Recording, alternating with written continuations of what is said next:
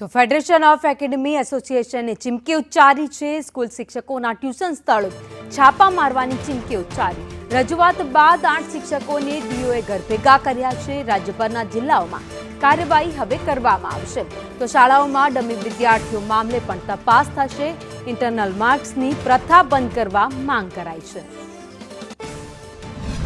આભાર પણ માનીશું અમદાવાદ ડીઓનો કે જેઓએ અમારી રજૂઆતને ધ્યાનમાં રાખીને 16 જેટલા શિક્ષકોને પાણીચું આપ્યું।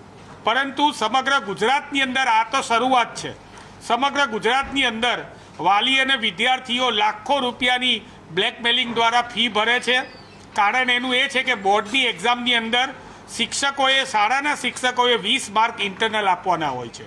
તો અમે આ 20 ઇન્ટરનલ ગુણ દૂર કરવા માટે સરકારને રજૂઆત કરીશું, વિરોધ પક્ષને રજૂઆત કરીશું, વિધાનસભામાં અન્ય પક્ષોને કહીને અમે આ પ્રશ્ન લેવડાવીશું।